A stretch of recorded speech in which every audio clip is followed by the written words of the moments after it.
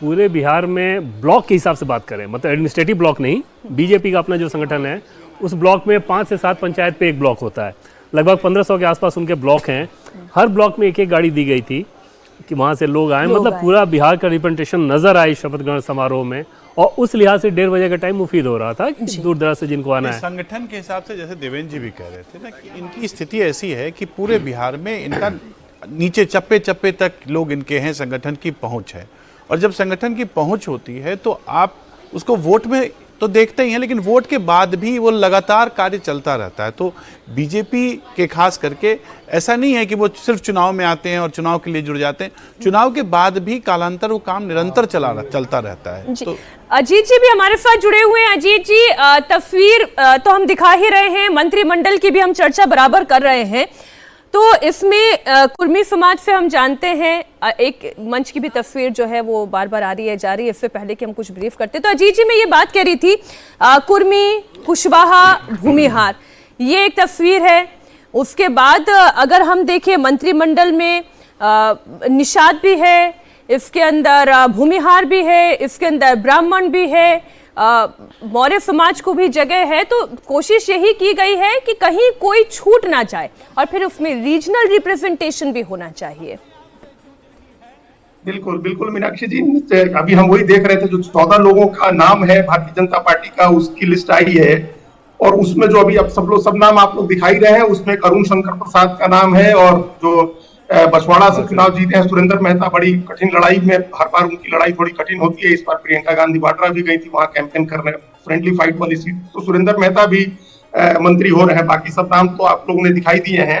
अब हमको इसमें ये एक रीजनल इम्बैलेंस अभी ये दिख रहा है, ये हमको देखना होगा। जनता दल यू की जब लिस्ट आ जाती है फाइनल, जैसे इसमें पूर्वी चंपारण से कोई भी व्यक्ति नहीं है, पश्चिमी चंपारण से नाम हम देख रहे हैं। पूर्वी चंपारण की 12 में से 11 सीटें जीती हैं एनडीए ने, 12 में से 11 के साथ बहुत गलत कर रहा है। इनके 9 लोग भारतीय जनता पार्टी के जीते हैं। तो 9 भारतीय जनता पार्टी के जिस जिले से जीते हैं उसमें से भारतीय जनता पार्टी का कोई मिनिस्टर नहीं दिख रहा है। मुजफ्फरपुर से हमको 2 नाम इसमें दिख रहे हैं, पश्चिमी चंपारण दिख रहा है, सारण दिख रहा है, बेगूसराय, मुंगेर, पूरा आंध्र प्रदेश, शाहबाद का इलाका, हर इलाके का इसमें रीजनल बैलेंस तो है। अजीत जी, एक तस्वीर सर हम दिखा देते हैं, फिर हम वापस आप पर आएंगे। और नीतीश कुमार मंच पर पहुंच चुके हैं, नीतीश जी मंच पर पहुंच चुके हैं अभिवादन स्वीकार करते हुए।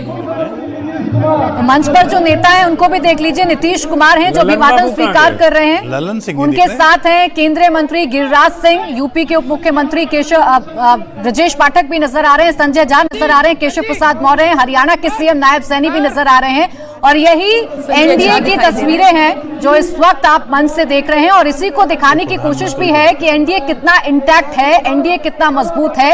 अब नीतीश कुमार पहुंच गए हैं, इंतजार प्रधानमंत्री नरेंद्र मोदी का किया जाएगा। तमाम जो वीवीआईपी गेस्ट हैं वो भी पहुंच गए हैं। यूपी के दोनों उप मुख्यमंत्री नजर आ रहे हैं, नीतीश कुमार उनसे बातचीत करते हुए नजर आ रहे हैं, संजय झा भी नजर आ रहे हैं, भी दिखाई दे रही हैं। इधर साध्वी निरंजन ज्योति, ललन बाबू प्रधानमंत्री को रिसीव करने के लिए हेलीपैड की तरफ गए होंगे, इसलिए वो मंच पे नजर नहीं आ रहे। देखिए, अगर जो सुनी सुनाई पे अगर यकीन करें, हमें पता नहीं है कि हकीकत है कि नहीं, लेकिन तो सुनी सुनाई पे यकीन किया जाए तो उनके लिए आसान काम नहीं है विजय सिन्हा को डिप्टी सीएम पद की शपथ लेते हुए देखना। अरे ये तो बहुत कठिन है। सुनी आदरणीय मोदी जी के मार्गदर्शन और नेतृत्व में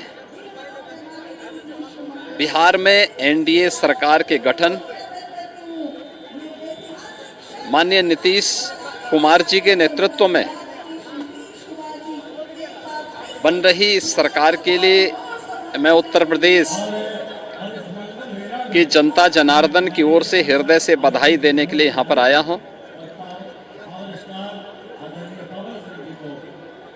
वास्तव में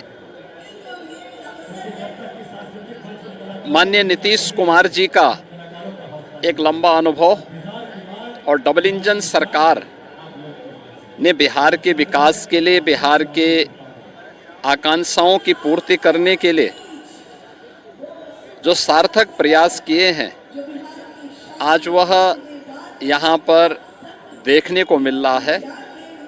और बिहार की जनता जनार्दन ने उस पर ही अपनी मोहर लगाई है। मैं बिहार की जनता का इस अवसर पर हृदय से अभिनंदन करता हूँ। माननीय नीतीश जी को, माननीय सम्राट चौधरी जी को, माननीय विजय कुमार सिन्हा जी और